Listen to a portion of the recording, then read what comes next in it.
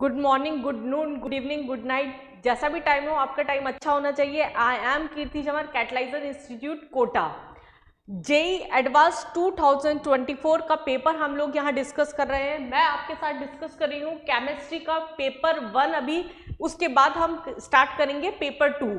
Paper 1 जो है basically, पहले तो मैं आपको ये बता दूं, केमिस्ट्री का जो पेपर आया इस बार वो काफी हद तक ऐसा था, उसमें से स्कोर बहुत आसानी से उठाया जा सकता था। केवल आपका ऑर्गेनिक का पोर्शन जो था वो थोड़ा सा ट्रिकी फंसाया था, बाकी फिजिकल और इनऑर्गेनिक आपकी बहुत स्मूथली निकाली जा सकती थी। देखें, हम स्टार्ट करते हैं फर्स्ट क्वेश्चन से। यहाँ पर क्या बोला था फर्स्ट क्वेश्चन में, हम वो वाला सेक्शन ले रहे हैं, सेक्शन 1 सबसे पहले, जिसके अंदर आपका मार्किंग स्कीम जो था +3 फॉर ईच क्वेश्चन था और -1 था इनकरेक्ट होने पर। ठीक है, स्टार्ट करते हैं। A closed vessel contain W, यहाँ पर 10 gram of ideal gas X, और दूसरा हमारे पास में यहाँ पर दे रखा है प्रेशर साथ में। तो W2 की वैल्यू यहाँ पर क्या दे दी हमारे पास में, 10 ग्राम दे रखी है, और उसके बाद में उसका प्रेशर जो हो गया P1 जो हो गया वो हमारे पास में 2 एटमॉस्फेयर जो हो गया वो प्रेशर दे रखा है। At the same temperature 80 gram of another ideal gas. Y हमारे पास यहाँ दे दिया, W2 हम मान लें यहाँ पर Y के लिए, Y लिख लो यहाँ पर और X लिख लो तो ज्यादा इजीली समझ में रहेगा। तो 80 ग्राम हमारे पास में ये दे रखा है, is added to it and the pressure become 6 atmosphere. Pressure बाद में इतना हुआ, इसका मतलब P2 की वैल्यू क्या हो गई, 6 - 2 दैट इज 4 एटमॉस्फेयर हमारे पास क्या हो गई, यहाँ पर P2 की वैल्यू हो गई। The ratio of root mean square speed. अब बताइए, डायरेक्ट फॉर्मूला बेस्ड क्वेश्चन था, बस हमें थोड़ा सा रिलेट करना था क्योंकि आइडियल गैस कर दे रखी है। रूट मीन स्क्वायर स्पीड जो होती है हमारे पास में वेलोसिटी, उसका फॉर्मूला क्या होता है, √3RT upon m, m is molar mass. अगर हम इसे रेशियो बेस में कन्वर्ट करते हैं, RT और 3 तो कॉमन हो जाएगा, तो हम क्या बोल सकते हैं यहाँ V1 upon V2 Vx upon Vy is equal to root of यहाँ पर M2 अपॉन M1 लिख सकते थे यहाँ पर इजीली। अब हमारे पास में क्या नहीं था, मोलर मास तो है ही नहीं हमारे पास, तो केवल वेट और प्रेशर है, लेकिन मेंशन था क्वेश्चन में आइडियल गैस इक्वेशन है, तो PV इक्वल टू हम nRT यूज कर लें। यहाँ पर RT कॉमन हो गया, वॉल्यूम कॉमन हो गया, तो हम यहाँ पर बस क्या बच रहा है हमारे पास में, P is equal to W upon M बच रहा है, या फिर M इधर ले जाते हैं तो हमारे पास क्या बचा, W अपॉन P।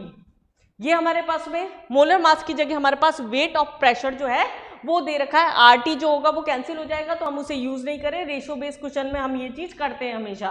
तो वॉल्यूम की यहाँ पर हमारे पास में x अपॉन वाई की जो वैल्यू होगी वो क्या हो जाएगी, root of M2 upon M1 दे रखा था, तो W ऑफ हमारे पास क्या ले लें, M2 है, इसका मतलब y का पहले ले लें, और प्रेशर भी हम यहाँ पर क्या ले लें, y का ले लें, इनटू नीचे क्या ले लें यहाँ पर, वेट ऑफ फर्स्ट वाली गैस जो होगा x और प्रेशर ऑफ x। ये हम पुट कर सकते हैं, यहाँ पर सारी वैल्यूज पुट कर देते हैं यहाँ पर जल्दी से। ये क्या हुआ, रूट ऑफ 80 अपॉन प्रेशर कितना था यहाँ पर 4 इंटू रूट ऑफ हमारे पास में वेट स्टार्टिंग वाला 10 था और फिर हमारे पास में 2 था। कैलकुलेशन भी नहीं थी क्वेश्चन में, अगर हमें इतना सेट करना आ रहा था तो क्वेश्चन ही सॉल्व था, बिल्कुल कैलकुलेटिव क्वेश्चन नहीं था ये हमारे पास में सीधा कट रहा है यहाँ पर 20 टाइम्स, ये 40 हुआ, root of 40/10 that is 4, root of 4 क्या हो गया 2, 2:1 का रेशियो हमारे पास में है, ऐसा ऑप्शन हमारे पास में था। ये आंसर्स मैंने आपके लिए पहले से मार्क कर रखे, ये क्या हो गया 2:1 हमारे पास में क्या हो गया, आंसर हो गया। ये आपका फर्स्ट क्वेश्चन था। नेक्स्ट सेकंड क्वेश्चन पे आ जाते हैं हम।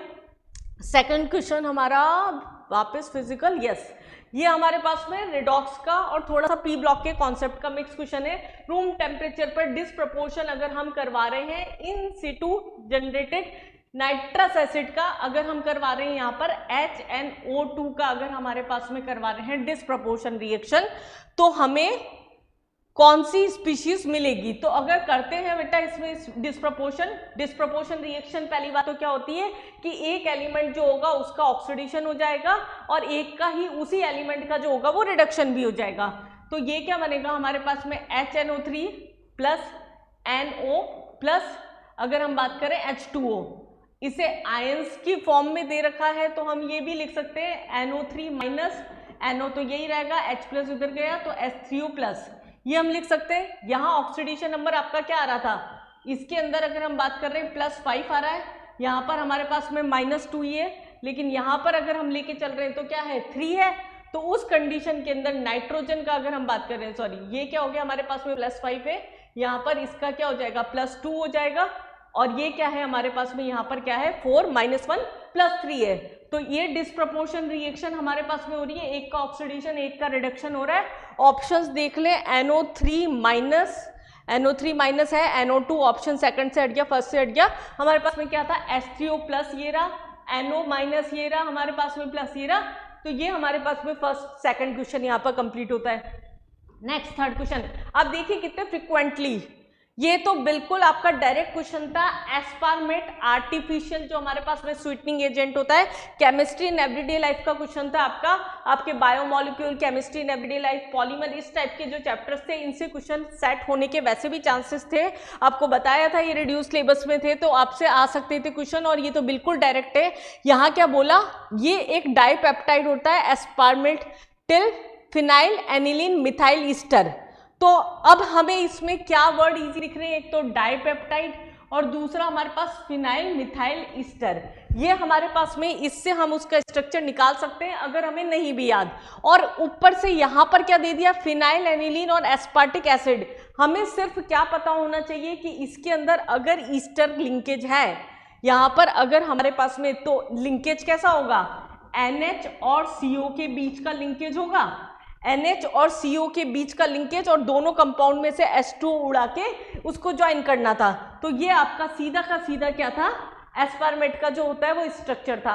ये 3 क्वेश्चन आपके मुश्किल से 5 से 7 मिनट के अंदर कवर हो रहे हैं। केमिस्ट्री बहुत ही कम टाइम कंज्यूमिंग था, आप ये वाला टाइम आराम से मैथ्स और फिजिक्स के अंदर यूटिलाइज कर सकते थे।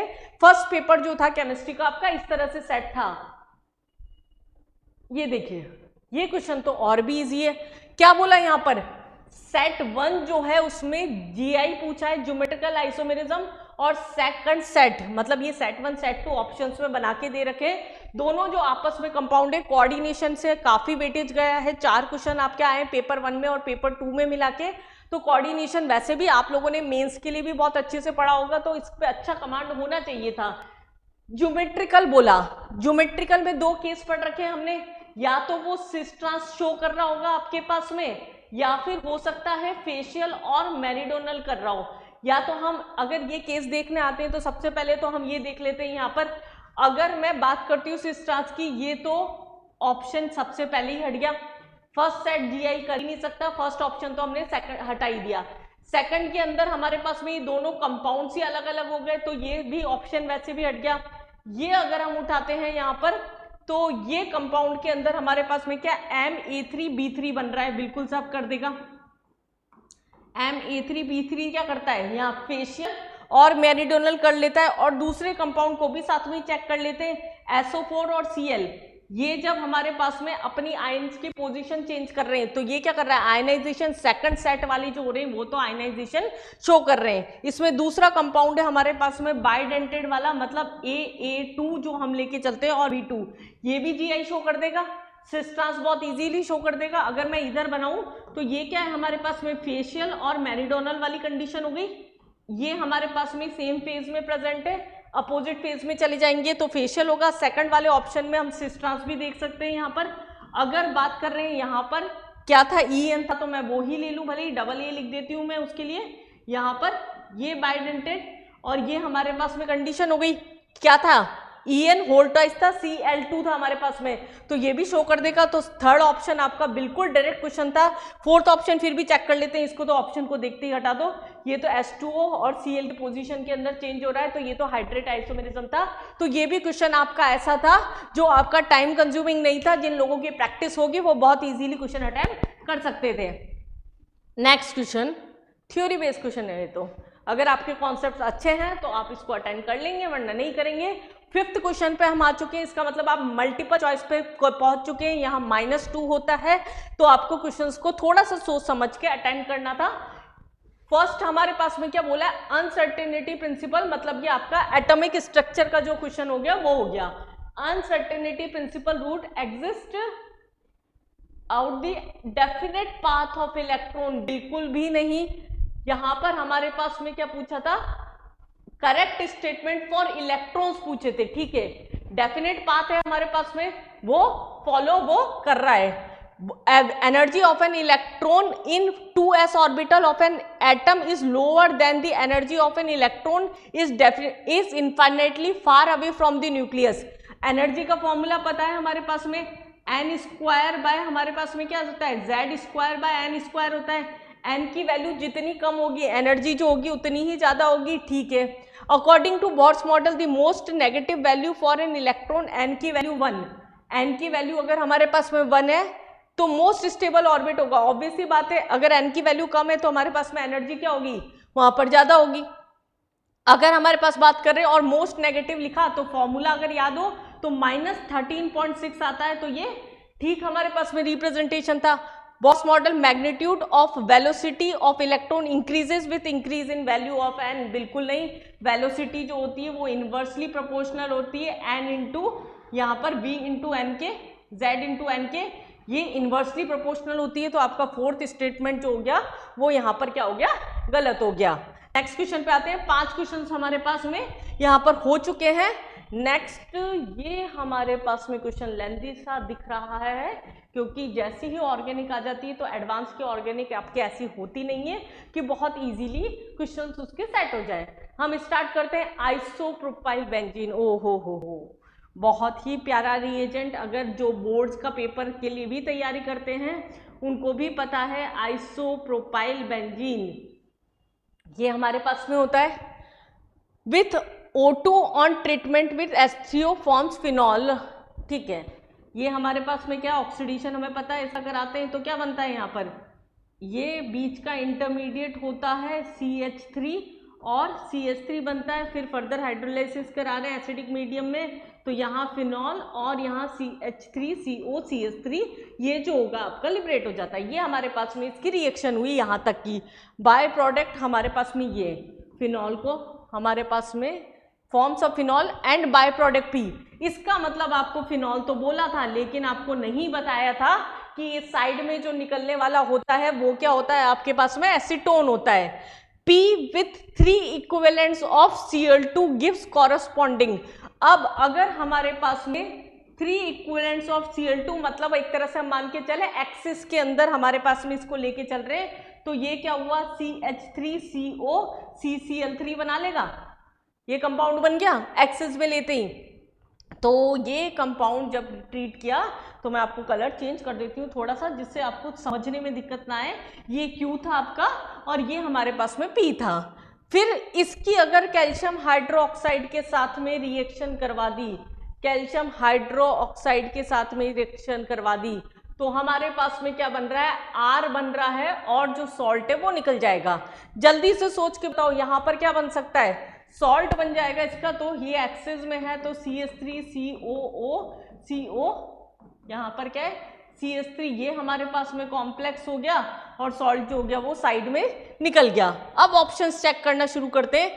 Reaction of P with R in presence of KOH, हमें क्या बोला P और R, P कहाँ है हमारे पास में, ये विथ R, R हमारे पास में लास्ट वाला था, ठीक है।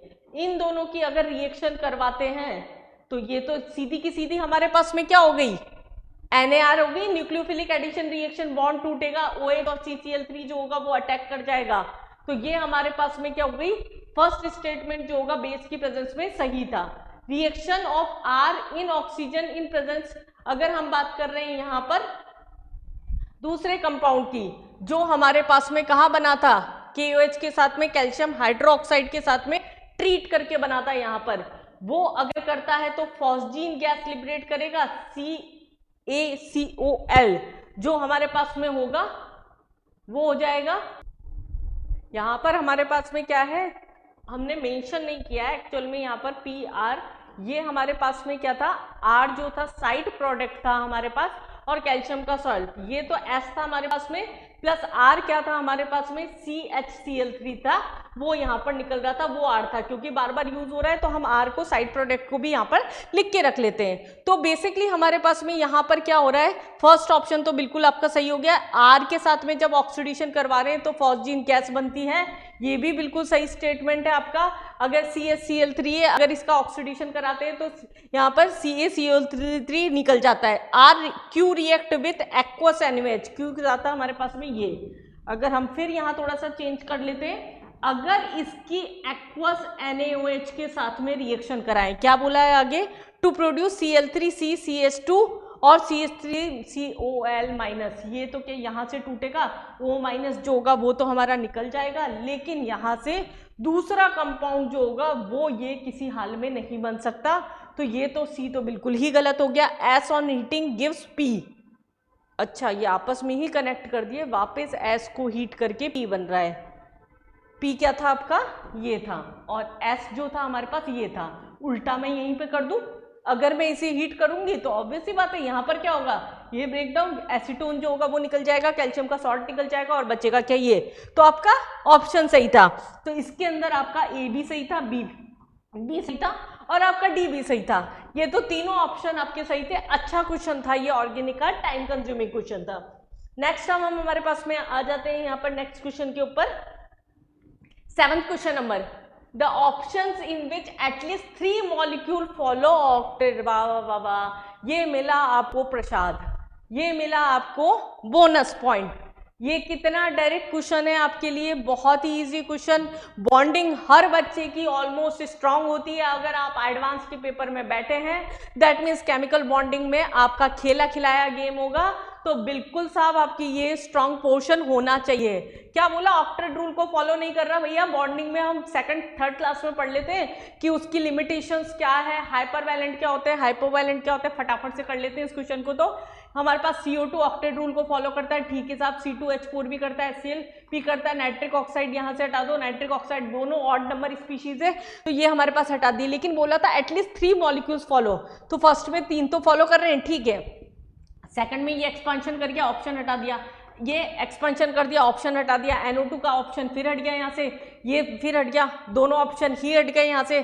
CO2 कंप्लीटली फॉलो करता है, BCl3 कंप्लीटली हमारे पास में फॉलो कर रहा है, यहाँ पर नहीं, BCl3 नहीं कर रहा है, आपका हाइपोवैलेंट है, CO2 कर रहा है, O3 है, इसका स्ट्रक्चर भी बना दो, एक लोन पेयर, दो लोन पेयर, कोऑर्डिनेट, C2H4 जो होता है वैसे भी कंप्लीट होता है, डबल बॉन्ड HH, तो ये सब कंप्लीट है हमारे पास में। तो इसमें भी क्या है हमारे पास 3 जो हो गए ये फॉलो कर ही रहे थे, तो A और D आपका आंसर होगा बिल्कुल। वैसे मैंने आपको पेन चला के बताया है, मुझे नहीं लगता किसी भी बच्चे को इसको पेन चलाने की जरूरत पड़ी होगी।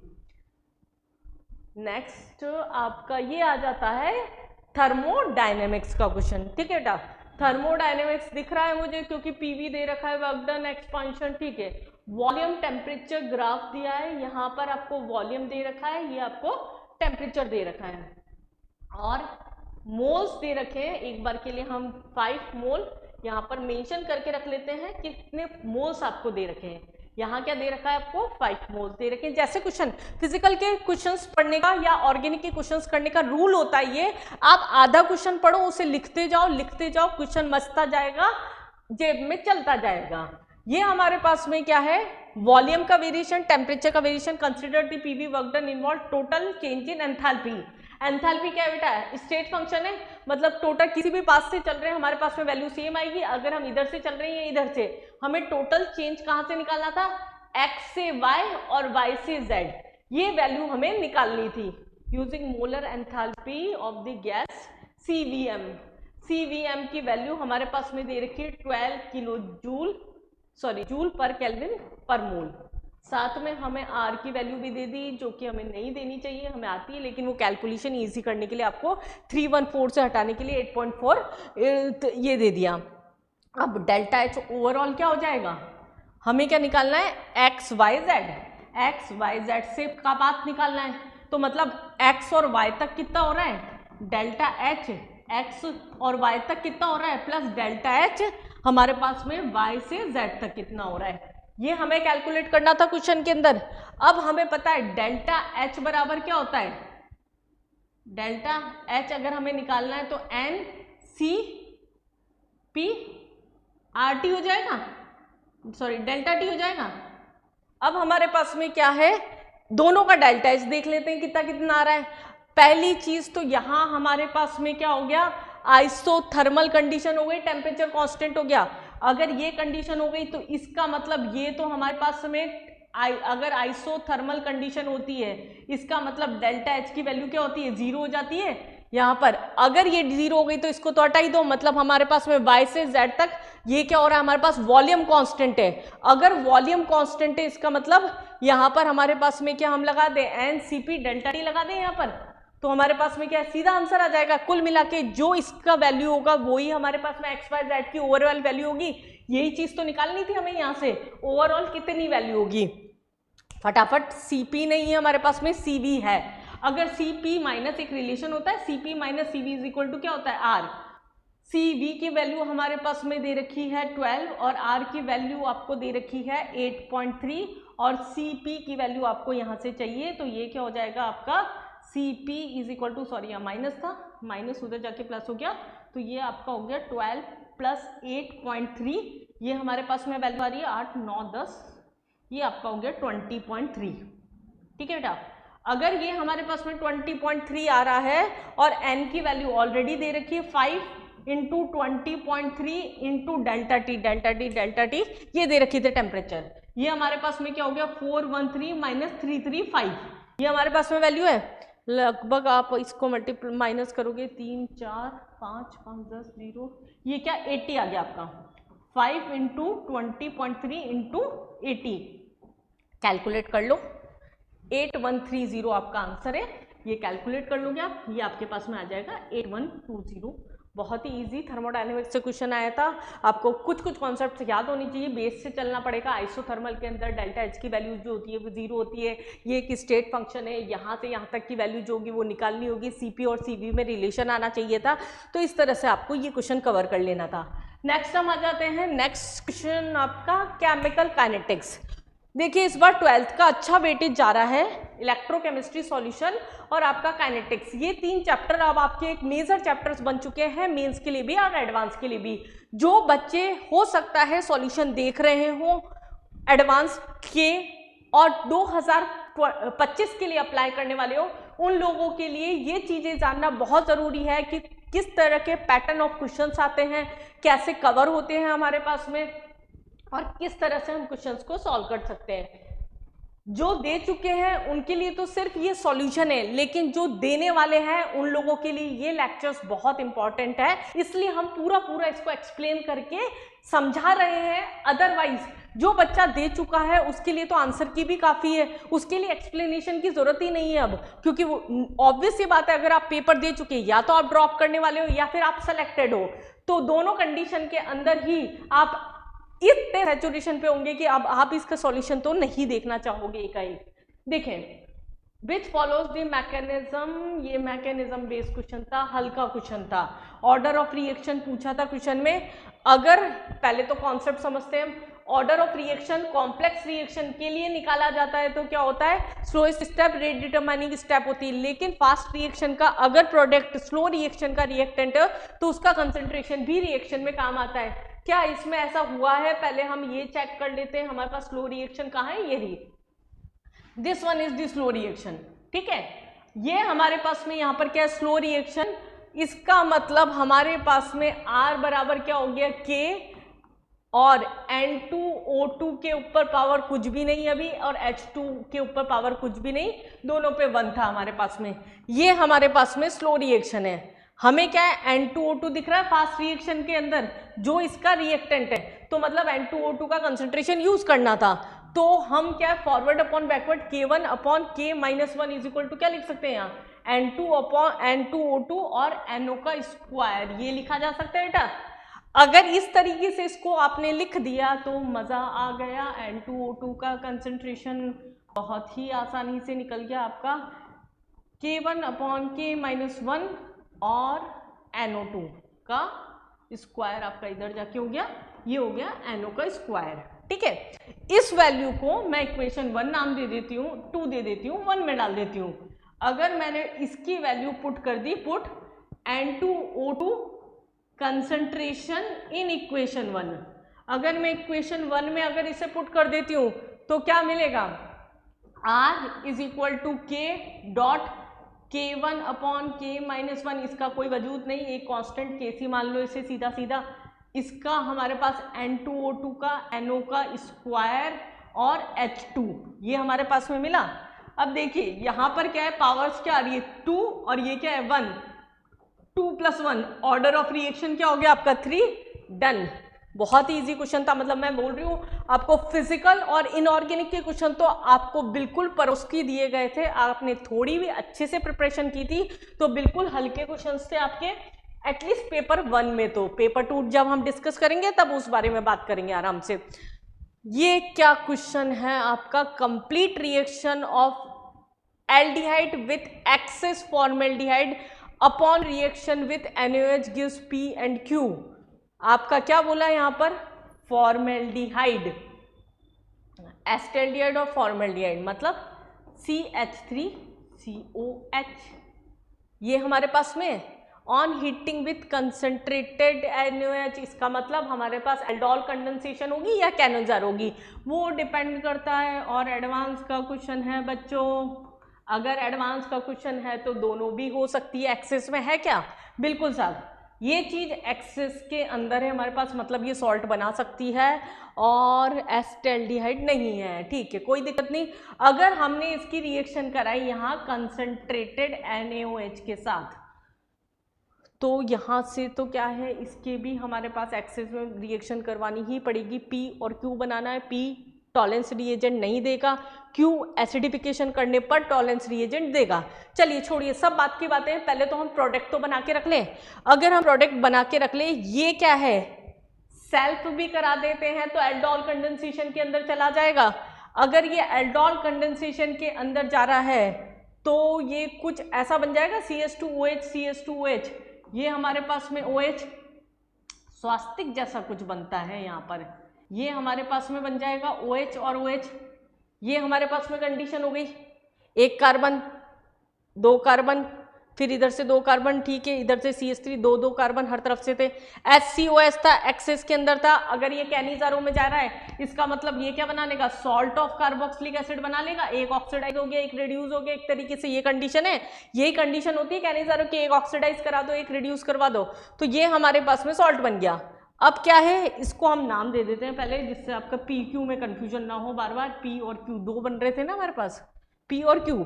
Compound P does not give Tollens test, P ने टॉलेंस टेस्ट नहीं दिया, P ने साहब टॉलेंस टेस्ट नहीं दिया, टॉलेंस रिएजेंट के साथ में इसने रिएक्शन नहीं करी, अल्कोहल है नहीं, वैसे भी यहाँ पर नहीं करेगा, HCHO है, लेकिन ये क्या बोला, एसिडिफिकेशन गिव्स, अगर हम इसका एसिडिफिकेशन कर दें इसका मतलब ये निकल गया HCO-H, ये हमारे पास में बन गया, ऑब्वियसली बात है ये तो क्या करता है, टॉलेंस टेस्ट देता ही देता है, तो यहां तक तो हो गया। Treatment of P with access of chloro, यहाँ साइक्लोहेक्सेनॉन, P क्या था हमारे पास, ये स्वास्तिक, ठीक है, P उठाया हमने, बिल्कुल साहब यहां से उठा लिया और हमें क्या मिला यहाँ, साइक्लोहेक्सेनॉन। अगर इसकी रिएक्शन डरा रहा है कंपाउंड, केवल स्ट्रक्चर डरा रहा है, कुछ भी नहीं कर रहा, बहुत इजी है, इसमें से कुछ भी नहीं करना होगा, एलिमिनेट करना होगा। In presence of catalytic amount of paratoluene sulphonic acid, ये सिर्फ आपको डराने के लिए दिया गया था, कैटलिस्ट की तरह काम करता है, हमें एसिटल ग्रुप्स को एसिटल में कन्वर्ट कर देता है, तो बहुत ही इजीली से ब्रेक करके हम जोड़ा तोड़ी कर सकते हैं। यहाँ से तो पूछा क्या था क्वेश्चन में, sum of number of methylene group, methylene मतलब CH2 ग्रुप कितने आ रहे हैं, ठीक है, तो इसे तो बस ब्रेक करके हमें ज्वाइन करना था। अगर हम दोनों ग्रुप्स को अगर यहाँ से ज्वाइन कर देते हैं, ये हमारे पास में पहली रिंग है, ये पहली रिंग थी, उसका ऑक्सीजन ब्रेक हुआ यहाँ से, ये O हुआ, अगले वाले का यहाँ से ले लो, ये ऑक्सीजन हुआ, फिर ये डबल बॉन्ड हुआ, फिर यहाँ से ये हमारे पास पॉइंट कार्बन, ये जो मिक्स था इन दोनों को ज्वाइन कर दो, अगला ऑक्सीजन हुआ, अगला ऑक्सीजन यहाँ से लिया, फिर दोबारा ज्वाइन कर दो दूसरी वाली रिंग के साथ में, कितने कार्बन बच रहे हैं यहाँ, 1 2, ये, इसमें ऑक्सीजन नहीं 4, ठीक है, 1 2 3 4 1 2 3 4 5 1 2 3 4 5 1 2 3 4 5, ठीक है। ये हमारे पास में क्या हो गया, ओवरऑल कंपाउंड जो हो गया बन गया। हमारे पास में क्या पूछा था, CH2 पूछा था यहाँ पर। 1 2 3 4 5 6 7 8 9 10 11 12 13 14 तो आपके पास में क्या आ रहे हैं, CH2 के ग्रुप आ रहे हैं। एक बार मैं अलग से मेंशन कर देती हूँ आपके ग्रुप्स। यहाँ क्या है, 1 2 3 4 5 6 7 8 9 10 11 12 13 14, CH2 के ग्रुप्स कितने आ गए आपके, टोटल 14 आ गए। दूसरा क्या पूछा था, ऑक्सीजन एटम। यहाँ दिख रहे हैं आपको ये गोले, ऑक्सीजन एटम 4 हमारे पास में क्या है इसमें, ऑक्सीजन एटम। ऑक्सीजन एटम के नंबर 4 हो गए। ओवरऑल कितना हो गया बच्चों, 18। तो 18 जो हो गया इसका आपके पास में क्या हो गया, आंसर हो गया। अच्छा क्वेश्चन था, मैं आपको बार बार बोल रही हूँ, ऑर्गेनिक के क्वेश्चन बहुत ही अच्छे थे। आपको अच्छे से ऑर्गेनिक आनी चाहिए, मैकेनिज्म आना चाहिए। बस क्वेश्चंस को देख के पैनिक ना हो, इस चीज का ध्यान रखें, तो क्वेश्चंस बहुत इजीली हो जाते हैं। ये क्या कहा, कोऑर्डिनेशन, कंपाउंड भी, आइसोइलेक्ट्रॉनिक भी, मतलब आपको इनऑर्गेनिक का बेस रूल आपको प्लस माइनस करने आने चाहिए इस क्वेश्चन के लिए। तो ये फिर आपको परोस के दिया गया क्वेश्चन है। अगर आप ऐसे क्वेश्चन गलत कर रहे हैं तो बिल्कुल आपकी गलती है साहब। यहाँ क्या है, हमें बोला निकल और कार्बन मोनोऑक्साइड। फटाफट से देखें हम, NiO4, total number of species having isoelectrons. या तो En की वैल्यू निकाल लो या टोटल नंबर ऑफ इलेक्ट्रॉन्स निकाल लो, जैसा आपको पसंद है। 28 हमारे पास में टोटल है, प्लस कार्बन कितना होता है 6, ऑक्सीजन कितना है हमारे पास में 8, टोटल आपके पास में हो रहा है 14 इंटू 4, ये हमारे पास में क्या हो गया 16 और 4 इंटू 4 5, 56 प्लस 28, ये हमारे पास में किसके नंबर आ रहे हैं, 8 9 10 11 12 13 14 आपका, और 5 6 7 8 84। कुल मिला के हमें बस इतना सा चेक करना था इस क्वेश्चन के अंदर कि हमारे पास में इनमें से किस में से वैल्यूज में ये आ रहे हैं। एक बार फटाफट से मैं इस क्वेश्चन को अलग तरह से करने का, जल्दी करने का तरीका बताती हूँ आपको, आप कैसे कर सकते थे ऑप्शंस को यहाँ पर एलिमिनेट MnCO होल 5। हम सारे कैलकुलेट करने से पहले थोड़ा टाइम बचाएंगे इस क्वेश्चन के अंदर, क्योंकि हमें कॉमन सेंस भी यूज करना पड़ता है पेपर के अंदर। यहाँ पर 3 माइनस और CrCO होल 4 माइनस, ये हमारे पास कंपाउंड्स थे, ठीक है। अब फटाफट देखो, वेनेडियम एटॉमिक 23, अब 23 के बाद में हम 6 है, तो ऑब्वियसली बात है वैल्यू बहुत ज्यादा आएगी। हटा दूं ऑप्शन सीधा, मैं +6 इंटू ये 56 तो कॉमन चल ही रहा था हमारा, 14 इंटू 6 करूंगी तो पहले 56 से तो ऑब्वियसली बात है बहुत ज्यादा आएगा, और ये 5 का डिफरेंस था, हटा दो। यहाँ पर 5 है क्रोमियम और यहाँ पर हमारे पास में निकल में, वापस बहुत ज्यादा डिफरेंस नहीं है, 24 प्लस में जाएगा, लेकिन फिर भी 5 का डिफरेंस तो कवर नहीं कर पाएगा, ऑप्शन हटा दिया। ये फिर भी पास था, चेक कर लेना चाहिए था। यहाँ पर CO, ये हो सकता है थोड़ा सा, एक बार इसे लिख लेते हैं। कॉपर क्या है हमारे पास में 29 प्लस CO कितना हो रहा था 14 इंटू 3, कम ही जाएगा ये तो 4 3 12 4 3 3 4 42 8 9 10 ना 10 कुछ ऐसा आ रहा है, तो ये भी हटा दो ऑप्शन। Mn की वैल्यू क्या है आपके पास 25 प्लस 5 और इधर 4 था, हो सकता है थोड़ा सा पास में हो, एक बार इस ऑप्शन को भी चेक कर लेते हैं। ये क्या है 14 इंटू आपका 5 20 4 5 5 6 70 नहीं, 85 जा रहा है ये भी नहीं, 7 8 9 95 जा रहा है ये भी, और ये नहीं हो रहा तो Fe वाला भी हो ही नहीं सकता, ये भी होल 5 है। कितनी जल्दी कैलकुलेट कर सकते थे आपने, बहुत टाइम पास तो नहीं कर दिया इस क्वेश्चन में। अब पहले ये वाला ले लो, क्योंकि इसमें भी CO3 2 3 माइनस 1 में ही है, बाकी तो ये क्रोमियम क्या है 24 है, प्लस ये था हमारे पास में 14 इंटू 4 16 और 4 1 4 आपका 5 56 और ये हमारे पास में हो गया 56 माइनस, हमारे पास में माइनस होता है तो प्लस करते हैं, 6 7 8 9 10 11 12 13 14 5 6 7 8, ये आपका बैठ गया ऑप्शन। और CO3 2 माइनस है, ये वैल्यूज ही बहुत कम आएगी इसकी, तो इतनी तो CO3 है पूरा का पूरा, लेकिन कोई नहीं, CO होल थ्राइस ही था, ये तो होल थ्राइस ही था, तो ये भी हमारे पास में नहीं हो सकता। 3 है तो फिर वैसे ही बहुत छोटी वैल्यू हो गई, तो इतना कम तो जाएगा ही नहीं। तो 84 आपका सिर्फ और सिर्फ एक ऑप्शन था, इरेडियम भी था, इरेडियम का तो मास ही 77 है, तो ये तो ये तो वैसे ही ऑप्शन हटा दो, सॉरी मैं ये ऑप्शन लिखना भूल गई, ये हमारे पास में ऑप्शन वैसे ही हटा दो। 77 में कितना प्लस कर लोगे, 84 से तो बहुत उछल के जाएगा, तो हमें थोड़ा सा कॉमन सेंस पेपर में यूज करना था। तो आपका आंसर क्या हो गया, बेसिकली यहाँ पर 1 हो गया। डन। नेक्स्ट हमारे पास में आते हैं हम फिर से एक ऑर्गेनिक के अच्छे प्यारे से क्वेश्चन पर। ये भी आपका लेंथी क्वेश्चन लग रहा है थोड़ा सा, कोई दिक्कत नहीं, हम इसे फटाफट से सॉल्व कर लेते हैं। ये क्या है, ये देखिए, आपको अगर नहीं दिख रहा है, दिख रहा है बिल्कुल क्लियरली, ये कार्बन चेन है आपके पास में, जिसमें 15 कार्बन आपके पास में प्रेजेंट है, ये ध्यान रखना। Hg+2 अमालगमेटेड जिंक, सारी रिएक्शन है, हाइड्रेशन करा दो, अमालगमेटेड जिंक इसका मतलब क्या करा दो, रिडक्शन करा दो, फिर हाइड्रोलाइसिस करा दो, हीट करवा दो, पी मिल जाएगा, उसकी रिएक्शन करवानी है हमारे पास में एसिड कैटेलिस्ट के साथ में, तो Q बन जाएगा। और फिर हमारे पास में एक्सेस ऑफ NaOH के साथ में कैल्शियम क्लोराइड के साथ में रिएक्शन सोप बन रहा है। ओहो हो, सोप बन रहा है बेटा यहाँ पर, तो इसका मतलब RCONA, इसका मतलब हमारे पास में ग्लिसरॉल भी कहीं ना कहीं आ रहा होगा यहाँ पर। बिल्कुल, एक मिनट हम वाटर ले लेते हैं पहले जी।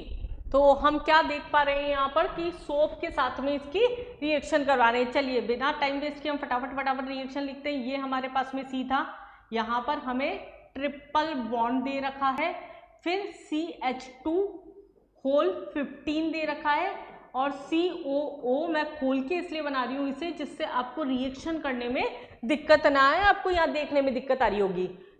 सबसे पहले क्या है, Hg+2 H3O+ के साथ, इसका मतलब यहाँ पर क्या होगी, हमें रिएक्शन पता है, हाइड्रेशन होता है, फिर टोटामेरिज्म हो जाता है, तो सारा गेम जो होगा वो यहाँ पर होगा। इसका मतलब फर्स्ट कार्बन पे क्या होगा, यहाँ पर CH3 आ गया, और इस पे क्या होगा, पहले क्या होगा, मैं यहीं कर देती हूँ साइड में मैकेनिज्म थोड़ा सा, पहले डबल बॉन्ड टूटेगा, तो यहाँ पर क्या है, डबल बॉन्ड के बाद में यहाँ OH अटैक करेगा, पहले OH अटैक करने के बाद में टोटामेरिज्म करवा दो, यहाँ से CH3 था, ये बॉन्ड डबल बॉन्ड इधर गए, ये इधर गए, इसका मतलब यहाँ कीटोन बन जाएगा, तो डबल बॉन्ड O आ गया आपके पास में।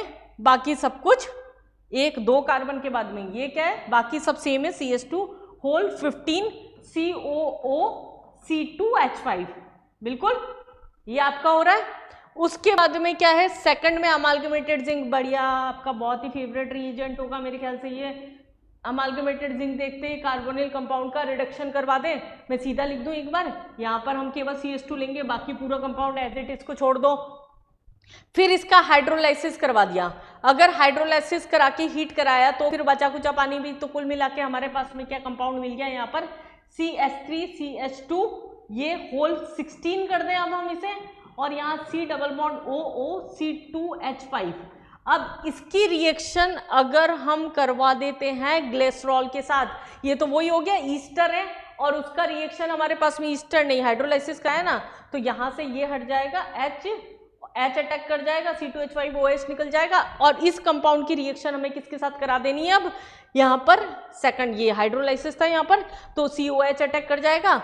अब इसकी रिएक्शन ग्लिसरॉल के साथ करानी है, फिर कंपाउंड लिख लो, CH3 CH2 होल 16 COO, मैं सीधा करके लिख रही हूँ इसे, जिससे आपको वाटर एलिमिनेट करने में दिक्कत ना आए। और ग्लिसरॉल क्या होता है आपके पास में, CH2 CH2 CH2, और यहाँ पर OH OH OH, इसका मतलब इसके भी 3 मोल लेने पड़ेंगे बैलेंस करने के लिए। पहली चीज तो इसके भी मैं 3 मोल यहाँ पर लिख के रख देती हूँ। सब में से क्या करो, पानी उड़ा दो, पानी उड़ा दिया साहब। उसके बाद में क्या है, इसको लिंक कर दो, इसको लिंक कर दो, तो हमारे पास में क्या कॉम्प्लेक्स मिलेगा, यहाँ पर मिल जाएगा हमारे पास में थ्राइस ऑफ CH3, ये हो जाएगा CH3 CH2 का 16 और COO, और फिर यहाँ से हमारे पास NaOH के साथ में मैं डायरेक्ट रिएक्शन करा दूँ इसकी, तो यहाँ पर ONA ये हमारे पास में यहाँ पर मिल जाएगा। उसके बाद followed by calcium chloride, calcium chloride के साथ में अगर इसकी रिएक्शन करवा दी, ये नेगेटिव था तो इसके साथ में रिएक्शन करा दी तो सॉल्ट मिल जाएगा। तो इसके कितने, 1 मोल से हमारे पास में कितने मिलेंगे, 3 मोल से बन रहे थे ये, तो ये बना आपका CH3 CH2 का 16 COO का सॉल्ट, कैल्शियम का सॉल्ट, ये रिप्लेस कर गया इसे। अब इस कंपाउंड में हमें पूछा है 1 मोल ऑफ क्यू, क्यू कहाँ बना था, एसिड कैटेलाइसिस पी, ये हमारे पास में क्यू बन रहा था, ये हमारे पास कंपाउंड क्यू बन रहा था, वो क्या कर रहा था, आर प्रोडक्ट ग्राम में कितना बनाएगा, 1 मोल से यहाँ कितने 1 मोल बन रहे हैं, 1 मोल से क्या बन रहा है हमारे पास में 3, तो 1.5 बन जाएंगे, इससे 3/2 हो जाएगा। तो और ग्राम कितना हो गया, इसका ग्राम मेजर कर लेना, इसका ग्राम आएगा 606 ग्राम, तो 1.5 मोल से कितना होगा 1.5 ग्राम हो जाएगा। तो ये आपका जो वैल्यू हो जाएगा वो क्या हो जाएगा 909 ग्राम जो होगा ये आपका आंसर हो जाएगा। सैपोनिफिकेशन यहाँ पर यूज कर दिया, आपका हाइड्रेशन का कॉन्सेप्ट, आपका रिडक्शन का कॉन्सेप्ट, आपका बेस का कॉन्सेप्ट, सारी रिएक्शन को मिला जुला के आपको एक क्वेश्चन दिया था, अच्छा क्वेश्चन था। ऑर्गेनिक आपकी मैं बार बार बोल रही हूँ अच्छी आई थी यहाँ पर। अगला क्वेश्चन लेके चलते हैं, among the following complex the total number of diamagnetic question में पेपर में आते हैं, आपको खुश हो जाना चाहिए, आपकी प्रैक्टिस बहुत ज्यादा होनी चाहिए। आइदर वो क्वेश्चन केमिकल बॉन्डिंग से, एमओटी से हो, या फिर डी ब्लॉक से हो, या कोऑर्डिनेशन से हो। ये क्वेश्चन था आपका कोऑर्डिनेशन से, इसका मतलब हम बीबीटी या सीएफटी से क्वेश्चन कर सकते हैं। हालांकि हमें सीएफटी से क्वेश्चन करना चाहिए, ज्यादा प्रिसाइज आंसर निकलता है, लेकिन अगर रिक्वायरमेंट नहीं हो तो बीबीटी भी यूज कर सकते हैं। फर्स्ट कंपाउंड था हमारे पास में NH3 is a strong ligand, 3+ हमारे पास में, इसका मतलब हमें पूछा क्या था क्वेश्चन में, total number of diamagnetic neutral हमारे पास में क्या है Mn, साइंस मन मतलब हमारे पास में नंबर हो गया 25, इसका मतलब क्या हो गया 3d5 4s2 आपका इलेक्ट्रॉनिक कॉन्फ़िगरेशन हुआ, और 3 इलेक्ट्रॉन निकाल दिए, यहाँ तो 3d4 बचा। अब कैसे भी कर लो, जब तक पूरा फिल नहीं होगा तब तक पेयरिंग कहाँ से होगी, और अगर CFT में भी लगाते हैं, T2G में भी इलेक्ट्रॉन बढ़ते हैं, फिर EG में बढ़ते हैं, तब भी कंडीशन यही होगी 1 2 3, मतलब अनपेड इलेक्ट्रॉन तो बचेंगे नहीं है आपका, ये क्या हो गया पैरामैग्नेटिक हो गया। Mn दूसरा कॉम्प्लेक्स वीक लिगेंड है, वापिस Mn+3 बन रहा है, यहाँ से देखो MnCl6 3- है, वापिस क्या बन रहा है 3+ ही बन रहा है, तो ये भी आपका ऑप्शन हट गया, पैरामैग्नेटिक हो गया। Fe3+ तो रटाया होगा आपको, Fe(F6) 3-, इसका मतलब Fe पे क्या हो गया यहाँ पर +3 हो गया, ऑक्सीडेशन नंबर निकाल लो, +3 हुआ, इसका मतलब 3d6 4s2 में से क्या हो गया 3 इलेक्ट्रॉन निकल गए, आपके 3d5 बच रहे हैं। वीक लिगेंड है तो ये तो हाईली पैरामैग्नेटिक होगा, तो ये भी पैरामैग्नेटिक हो गया। कोबाल्ट ले लो, यहाँ पर वीक लिगेंड देखते ही तो वैसे ही पता पड़ता है कि जनरली आंसर जो होंगे वो पैरामैग्नेटिक ही आते हैं।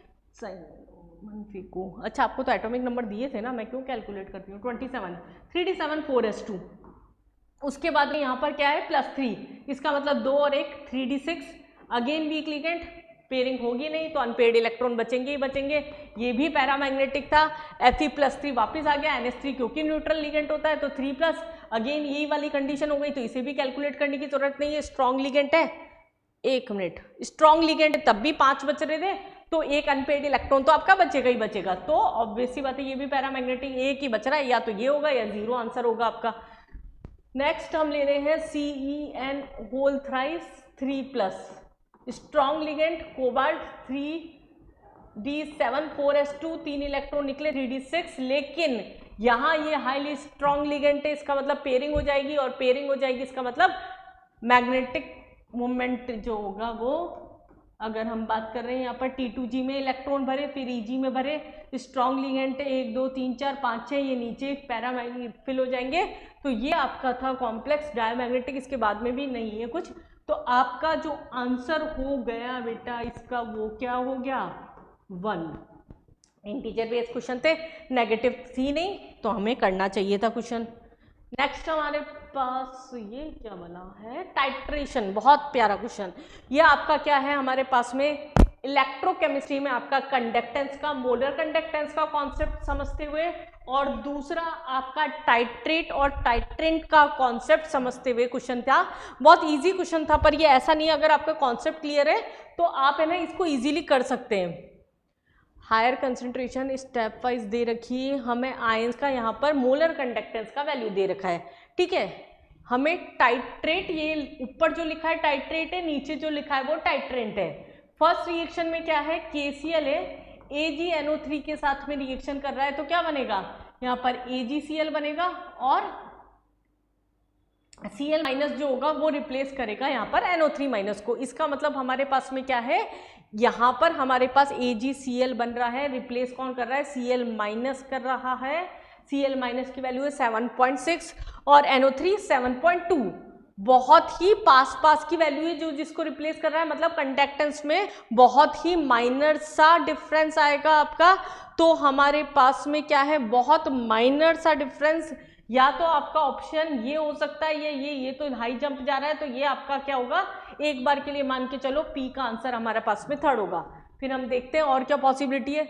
दूसरा क्या है, यहाँ उल्टा हो गया, यहाँ AgNO3 हमारे पास टाइट्रेंट है, KCl हमारे पास में है, तो इसका मतलब Ag प्लस जो होगा वो K प्लस को रिप्लेस करेगा। ये क्या है, Ag प्लस और 7.4, ये वैल्यू थोड़ी सी ज़्यादा जा रही है हमारे पास में, वैल्यू 6.2 से आपकी वेरी करके कहाँ पहुँच रही है, ये K प्लस था ना, हाँ 7.4। इसका मतलब थोड़ा सा हाई जंप होगा इसके कंपेयर में, तो ये हमारे पास में सेट कर लेते हैं एक बार के लिए। फिर क्या था आपके दूसरा ऑप्शन NaOH, और ये तो स्ट्रॉन्ग एसिड स्ट्रॉन्ग बेस हो गया, तो ये तो एक शार्प कर्व लेना चाहिए एक तरीके से। अगर शार्प कर्व लेगा तभी हमारे पास में वो चीज़ बैठेगी, क्योंकि जब भी स्ट्रॉन्ग एसिड और स्ट्रॉन्ग बेस होता है तो वेरिएशन वैसे निकालने की जरूरत नहीं है, Na और H प्लस, Na ये रहा H प्लस हो गया, देख लो दिख रहा है ना सीधा, 5 से 35, बहुत ज़्यादा वेरिएशन की वैल्यू, तो शार्प कर्व तो आपका एक में ही आ रहा है। इसका मतलब R की वैल्यू जो होगी वो सेकंड हो जाएगी आपकी। और लास्ट है NaOH, और ये तो वीक एसिड सॉल्ट ही बना लेगा, ये तो वीक CH3CONA। अगर हमारे पास में वीक सॉल्ट बना रहा है तो ये तो बिल्कुल डिक्रीज एक कांस्टेंट हो जाएगा मोलर कंडक्टेंस, जो ये तो डायरेक्ट हमारे पास ही हो जाना चाहिए। तो हमारे पास ऑप्शंस में था बिल्कुल P का हमारे पास में थर्ड, P का थर्ड, Q का R, या हमारे पास में फोर्थ जो था आपका, सॉरी थर्ड जो था ये आपका ऑप्शन जो था यहाँ मैचडी कॉलम में सही था। कौन टाइट्रेंट है, कौन किसको रिप्लेस कर रहा है, अगर आयंस की मोलर कंडक्टिविटी में अगर कंडक्टेंस की वैल्यू ज़्यादा आ रही है तो वेरिएशन ज़्यादा आएगा, शार्प कब आएगा या नहीं आएगा, सिर्फ हमें ये देखना था यहाँ पर। नेक्स्ट हमारे पास में इसके अंदर लेके चलते हैं ये परोसा हुआ क्वेश्चन। फिर आपको तीसरा क्वेश्चन एक ही पेपर में परोसा हुआ, ऑक्टेट रूल परोसा हुआ क्वेश्चन था, मैग्नेटिक नेचर वाला परोसा हुआ क्वेश्चन था, एटॉमिक स्ट्रक्चर वाला परोसा हुआ क्वेश्चन था। इवन फिजिकल के क्वेश्चन भी बहुत टफ नहीं थे, तो मैं नहीं मानूंगी बिल्कुल भी केमिस्ट्री का पेपर आपको हिलाया होगा, बिल्कुल भी पता है मुझे फिजिक्स और मैथ्स में परेशान हुए हो। ठीक है, जल्दी जल्दी से बना लो। XCF4 F2, इसका मतलब 3 लोन पेयर आपके पास में और 2 बॉन्ड पेयर। XCF4 इसका मतलब 2 लोन पेयर और 4 बॉन्ड पेयर। XCO3 इसका मतलब आपका 1 लोन पेयर और ये ट्राइगोनल प्लेनर पिरामिडल। और XCO3OF2, XCO3F2 ये हमारे पास में क्या हो गया, F और ये हमारे पास में क्या हो गया, star. No lone pair, no lone pair, no lone pair, इसमें नो लोन पेयर, ये खत्म आंसर। ये हमारे पास में S का क्या हो गया, हमारे पास में 4 हो गया, खत्म। XCF2 3 lone pair, 3 lone pair, 3 lone pair, एक में ही था। ये हमारे पास में P का आंसर 5। टाइम पास नहीं करेंगे, बहुत जल्दी से वो क्वेश्चन होने वाला था। Q का आंसर हमारे पास में XCF4 2 लोन पेयर, 2 में थे, एक बार शेप चेंज कर लेते हैं। XCF4 का क्या आ रहा है आपका, ऑक्टाहेड्रल आ रहा है, तो Q का आंसर क्या हो गया आपका, थर्ड हो गया। Q का आंसर थर्ड, S का आंसर 5, क्वेश्चन खत्म। ये आपका डेथ क्वेश्चन, कुछ भी नहीं था। ये क्वेश्चन पेन चलाने वाला भी नहीं था, क्योंकि बहुत प्रैक्टिस होती है इन स्ट्रक्चर्स की जिन्होंने ढंग से पढ़ा है। हम आ गए हैं question number 16, paper number first, chemistry का पेपर मैं आपको सॉल्व करा रही हूँ जेईई एडवांस का। जो बच्चे इस साल जेईई एडवांस 2025 की प्रिपरेशन कर रहे हैं, आपका किसी भी टाइप का बैकलॉग चल रहा है 11th क्लास का, या आपको लगता है कि हम उस लेवल पे प्रिपरेशन कर रहे हैं पर हमसे नहीं हो पा रही और आप कोटा में ही हैं, तो आप एक बार इंडिविजुअल कोचिंग्स ज्वाइन करिए। इंडिविजुअल अटेंशन के लिए आप एक बार कैटलाइजर इंस्टीट्यूट आए, दिए गए नंबर पे कॉल करें, गूगल कर लीजिए, रिव्यूज पढ़िए, आपको थोड़ा आइडिया हो जाएगा। हम आपको पूरे साल गाइड करेंगे किस तरीके से आप बैकलॉग्स कवर कर सकते हैं। हम करवाएंगे आपका बैकलॉग्स कवर। 12th को आप दोबारा कैसे मेंटेन कर सकते हैं अगर आपका स्लोप कम जा रहा है तो। चलें नेक्स्ट क्वेश्चन पे आते हैं, फटाफट, टाइम खराब नहीं। ओहो हो, ओजोनोलाइसिस बहुत पूछा, हाइड्रेशन और Hg+2 का कंसेप्ट और ओजोनोलाइसिस, ये बहुत पूछा जा रहा है पेपर में। सबसे पहला हमारे पास में क्या है, बेंजीन। उठा लो, स्टेप वाइज चलते हैं, चलें। बेंजीन नहीं, हमारे पास में साइक्लो, ये ओजोनोलाइसिस कराएं मतलब तोड़ दो, तोड़ दो दोनों तरफ से। ट्रिक क्या होती है, डबल बॉन्ड तोड़ो, दोनों तरफ ऑक्सीजन लगा दो, तो इसका मतलब एक जगह O आ गया, एक जगह H आ गया, बचे कितने, 1 2 3 4 कार्बन, 1 2 3 4 कार्बन, और फिर पांचवे के बाद वापस COH आ गया। First step. एक्वस बेस मतलब एल्डोल कंडेंसेशन। एल्डोल कंडेंसेशन का रूल क्या है, अल्फा कार्बन ढूंढो, अल्फा CH उड़ा दो, सब में से सब कुछ उड़ा के कंपाउंड को वापस साइक्लिक घुमा दो, फर्स्ट कार्बन और ये वाला कार्बन। हम क्या करते हैं, CO एक कंपाउंड का सामने रखते हैं, दूसरे का अल्फा सामने रखते हैं, इसमें से सब कुछ उड़ा देते हैं और लिंक कर देते हैं। ये एक एल्डोल कंडेंसेशन की ट्रिक होती है जो आपको पढ़ाते टाइम पे हम बताते हैं। 1 2 3 4, 1 2 3 4 कार्बन हो गए हमारे पास में, और पांचवा कार्बन जो हो गया 1 2 3 4, ये 1 2 3 4, 1 2 3 4, फिफ्थ कार्बन ये बचा।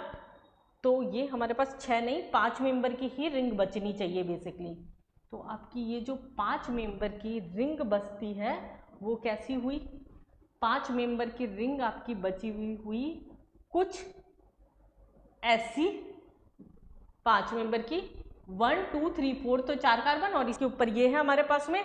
ये कंडीशन थी आपकी। उसके बाद क्या है, इथाइलिन ग्लाइकोल PTS को बेवकूफ़ बनाने के लिए दिया है। उसके बाद में यहाँ पर जब उड़ता है तो डबल बॉन्ड भी आता है, तो यहाँ डबल बॉन्ड भी होगा एक जगह। फिर BH3H2O2 की प्रेजेंस में करा रहे हैं, मतलब एंटी मार्कोनिव्स रूल के अकॉर्डिंग प्रोडक्ट, और एक COH बाहर भी तो निकला होगा यहाँ पर। ये वाला जो होगा हमारे पास में एक OH तो बाहर भी निकला होगा, ये कंडीशन होगी।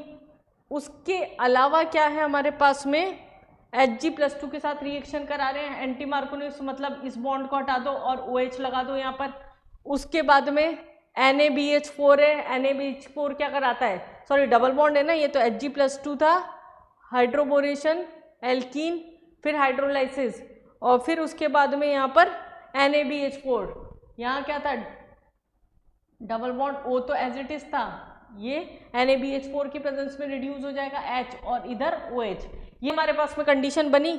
क्या कोई कंपाउंड हमें ऐसा दिख रहा है जिसके अंदर 5 मेंबर की रिंग हो, 1 2 3 4 5, और एक जगह OH और दूसरी जगह CH3OH हो?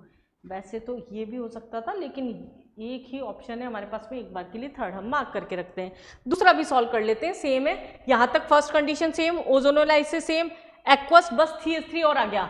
CH3 कहाँ आया है, यहाँ पर डबल बॉन्ड टूटेगा, जहाँ पर CO दोनों तरफ तोड़ेंगे तो इस वाले पॉइंट के ऊपर क्या होगा, एक CH3 ग्रुप और होगा, मतलब जहां पर भी हमारा प्रोजेक्ट बन रहा था उस पर एक CH3 ग्रुप और हो जाना चाहिए था। इसके अलावा सेकंड कंपाउंड में तो कोई डिफरेंस ही नहीं है, देख रहे हो यहाँ पर केवल CH3 और जुड़ रहा है। अगर CH3 और जुड़ रहा है इसका मतलब Q का आंसर आपका क्या हो सकता है, जहां पर CH3 और जुड़ रहा है, OH आपका ये रहा, OH आपका ये रहा, CH3 उसी के साथ होना चाहिए, उसी के साथ, मतलब एग्जैक्ट ये फोर्थ। तो हमारा जो Q है वो हमारे पास में एक कार्बन बड़ा है, एक कार्बन हम बना ही लेते हैं, काम करते हैं। ये डबल बॉन्ड था, ओजोनोलाइसिस किया, तोड़ा, लेकिन ये CH3 था। अगर हम बॉन्ड यहाँ से तोड़ेंगे, खोलेंगे, तो इसका मतलब यहाँ पर जो CO ग्रुप आएगा उसके अलावा CH3 बाहर की साइड भी होगा, मतलब एक कार्बन बढ़ना चाहिए था। इसका मतलब हमारे पास में फिफ्थ ऑप्शन जाना चाहिए था इसका। अगला कंपाउंड क्या है, C double bond O double bond C। यहाँ क्या है, ये हमारे पास में कंपाउंड था डबल बॉन्ड O, और उसके बाद में यहाँ पर CH3 क्या दे रखा है इसके अंदर, इथाइलिन PTS Hg+2, ये तो हाइड्रेशन ही दे दिया सीधा। बॉन्ड तोड़ो एंटी मार्कोनिव्स रूल के अकॉर्डिंग, क्योंकि यहाँ मार्कोनिव्स रूल के अकॉर्डिंग मतलब OH यहाँ अटैक करा दो। ये मैं आपका R ऑप्शन सॉल्व कर रही हूँ। फिर हाइड्रेशन करवा रहे हैं हम यहाँ पर, वही NaBH4 की प्रेजेंस में रिडक्शन। अगर रिडक्शन होगा तो यहाँ से डबल बॉन्ड टूटेगा और OH यहाँ पर आ जाएगा। फिर उसके बाद में NaBH4 के साथ में रिडक्शन, तो कुछ बचा ही नहीं है उसके लिए, तो NaBH4, फिर हाइड्रोलाइसिस, फिर NaBH4। तो हम ढूंढ लें ऐसा कंपाउंड जहां पर CH3 के साथ में ही OH, ये रहा OH सीधा सीधा सर पे। तो R का आंसर क्या हो गया आपका, 4 हो गया। R का आंसर 4 हो गया, P का आंसर 3rd हो गया। और ये आपका क्यू का आंसर 5 हो गया था। अब क्या एक बच रहा है, लेकिन ऑप्शन 2 है। पहले ऑप्शन चेक कर लेते हैं। पी का 3 3 में दे रखा था, क्यू का 5 2 में दे रखा था, लेकिन आर का हमारे पास में 4, आर का 4 ही आ रहा था, ठीक है, एक में ही दे रखा था। तो आपका आंसर क्या हो गया, ये फर्स्ट जो होगा आपका आंसर हो गया। कुछ नहीं कराना, हाइड्रेशन या फर्स्ट हमारे पास ओजोनोलाइसिस करना है, बॉन्ड तोड़ना है, ऑक्सीजन से इधर से करना है, और फिर हाइड्रेशन या फिर रिडक्शन जो भी कराना था उसे फॉलो करवाना था क्वेश्चन के अंदर। नेक्स्ट हमारे पास में क्या है, हमारे पास अगला क्वेश्चन नंबर 17, लास्ट क्वेश्चन पे हम आ चुके हैं। यहाँ पर आपके पास में क्या, अरे यार ये तो अच्छा क्वेश्चन था, इजी क्वेश्चन था। सल्फोनिक एसिड कंसेंट्रेटेड, यहाँ पर हमारे पास सॉल्ट भी बना लेगा NaOH के साथ में, कंसेंट्रेटेड HNO3, मतलब सबके साथ में क्या है, मॉल्टन NaOH के साथ में क्या करता है, पहले तो ये क्या करता है, फिनॉल बना लेता है। फर्स्ट कंपाउंड क्या है, SO3H। इसके साथ में जब इसकी रिएक्शन कराई जा रही है मॉल्टन NaOH के साथ में, अगर मॉल्टन NaOH के साथ में रिएक्शन कराते हैं हाइड्रोलाइसिस करते हुए, तो क्या होता है, एसिडिक मीडियम ये क्या फिनॉल बना लेगा, और फिर फिनॉल की रिएक्शन कंसंट्रेटेड, ये तो आपका प्यारा सा रिएजेंट पिक्रिक एसिड, जो हमें याद होता है जब भी एक्सेस में HNO3 लेते हैं या फिर कंसंट्रेटेड दे देते हैं, तो उस कंडीशन में NO2 जो होता है वो क्या होता है, एक साथ ऑर्थो मेटा दोनों, ऑर्थो और पैरा दोनों पे अटैक कर जाता है। OH जो होता है ऑर्थो पैरा डायरेक्टिंग ग्रुप है, एक कंपाउंड, ये खत्म आपका। पी का आंसर क्या हो गया आपका, थर्ड हो गया, पी का answer third. NO2 concentrated HNO3 और कंसंट्रेटेड NO2। सबसे पहले NO2 का नाइट्रेशन करा दो उठा के, नाइट्रेशन करवा रहे हैं, इसका मतलब NO2 ही अटैक कर रहा है तो मेटा पोजीशन पे करेगा, NO2 खुद ही मेटा डायरेक्टिंग ग्रुप है। उसके बाद में SN और HCl की प्रेजेंस में रिडक्शन, अगर SN की प्रेजेंस में नाइट्रो कंपाउंड का रिडक्शन कराया जाता है तो क्या बनता है, अमाइन बनता है। यहाँ पर क्या होगा आपका, अमाइन बन जाएगा। अमाइन बनने के बाद में क्या होता है इसका, NaNO2, अरे यार ये तो सैंडमेयर डाल दी इसमें। सैंडमेयर रिएक्शन के बाद में क्या होता है, एनिलीन जो होता है वो क्या होता है, NaNH2 HCl दे रखा है, H2O दे रखा है, मतलब वो बेंजीन में कन्वर्ट हो जाएगा सेकंड स्टेप के बाद। तो फर्स्ट स्टेप में तो क्या होगा, N2Cl बन जाएगा, यहाँ पर बेंजीन डाइजोनियम क्लोराइड बनता है यहाँ पर। इसका अगर हाइड्रोलाइसिस करा देते हैं तो पूरा HCl निकल गया, N2 गैस निकल गई, तो यहाँ पर क्या बचा, केवल बेंजीन बना। अगर हाइड्रोलाइसिस करा दिया, यहाँ पर ही करा देती हूँ मैं, इसके अंदर क्या होगा, NO2 और सब कुछ उड़ गया, ये बचा। अब अरे घूम फिर के फर्स्ट पे ही आ गया, कितना घुमा दिया क्वेश्चन में। और कंसंट्रेटेड HNO3 और कंसंट्रेटेड H2SO4 के साथ, मतलब NO2 जो है वो क्या करेगा, मेटा पे प्रोडक्ट बना देगा आपका। इसका मतलब हमारे पास में क्या होगा, OH उधर आया था, OH इधर रह गया था, एक मिनट सर, आपका OH था, NO2 ग्रुप है, लास्ट में क्या अटैक कर रहा है आपके पास में, OH अटैक कर रहा है। एक बार के लिए होल्ड करते हैं हम। S का 5 हमारे पास में, P का 5 चल रहा था, Q का हमारे पास में OH NO2 है, और अटैक करने वाला HNO3 था। तो फिर एक NO2 और एक OH ग्रुप हमारा उड़ गया है यहाँ से, तो ये हमारे पास में क्या हो गया, फोर्थ हो गया। P का आंसर क्या, सॉरी यहाँ पर एक ऑप्शन और नहीं है क्या, ऑप्शन वो रहा, ये रहा कंपाउंड हमारे पास में। एक्सिस में लेते ही क्या है हमारे पास में, NO2 OH OH हो गया, तो ये हमारे पास में ऑप्शन ही नहीं मिल रहा था, ऑप्शन गायब मिल रहा था। एक्सिस में कराते ही यहाँ पर इस पर अटैक कर जाएगा। तीसरा क्या है हमारे पास, OH OH कंसंट्रेटेड है हमारे पास में, कंसंट्रेटेड H2SO4 HNO3। इसका मतलब सिंपल, ये तो क्या होता है, ऑर्थो पैरा डायरेक्टिंग होता है, पैरा पे अटैक कर नहीं पाएगा, दोनों तरफ ग्रुप प्रेजेंट है, तो ये तो सीधा का सीधा क्या हो गया आपका, फोर्थ हो गया।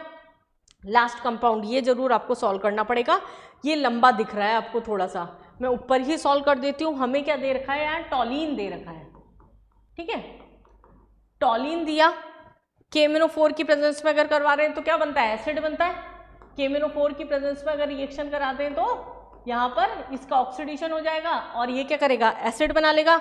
फिर कंसंट्रेटेड HNO3 और इसके साथ H2SO4 के साथ में रिएक्शन करवाएंगे तो अटैक क्या कर जाएगा, NO2 अटैक कर जाएगा, लेकिन मेटा पोजीशन पर कर जाएगा।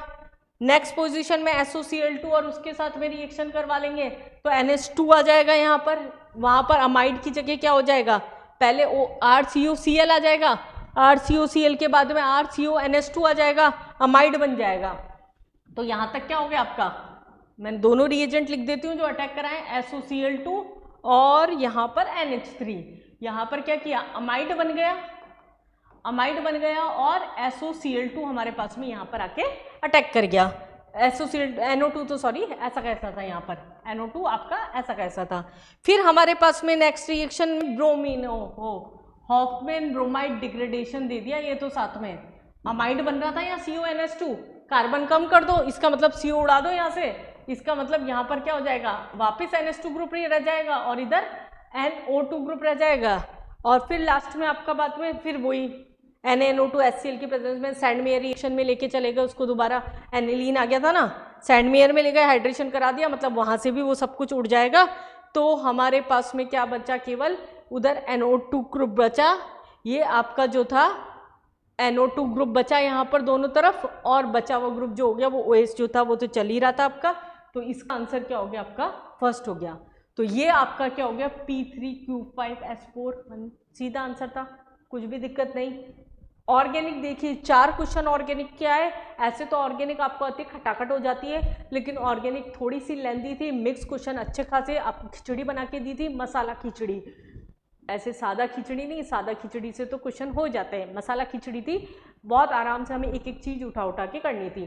तो ये हमारे पास में ओवरऑल पेपर डिस्कशन था बेटा, पूरा का पूरा आपका फर्स्ट पेपर का जो डिस्कशन था वो हमने आपके सामने किया है। सेकंड पेपर का डिस्कशन फिर मैं आपके लिए लेके आऊंगी, क्योंकि आपके लिए डिस्कशन, आपकी गलतियां जानना बहुत ज़रूरी है, आपने क्या अच्छा किया वो जानना भी ज़रूरी है। उन सबसे ज़्यादा ज़रूरी है जो बच्चे अभी एडवांस की प्रिपरेशन कर रहे हैं, उनके लिए ये बहुत हेल्पफुल होगा कि वो स्टेप बाय सॉल्यूशन देखें कहाँ गलतियां हो सकती है। और पेपर में सबसे ज़्यादा इंपॉर्टेंट चीज़ की पैनिक होने की ज़रूरत नहीं होती, क्योंकि देखिए कितने आराम से हम 17 क्वेश्चन में से 7 क्वेश्चन तो ऐसे केमिस्ट्री में उठा सकते थे फर्स्ट पेपर में भी, जो बहुत स्मूथली निकल जाते। इसलिए आपको पेपर में सबसे पहले वो एलिमिनेट करना आना चाहिए क्वेश्चन जो कि इजीली हो सके। ऑल द बेस्ट बच्चों, आगे के पेपर में डिस्कशन में वापस मिलेंगे नेक्स्ट लेक्चर में।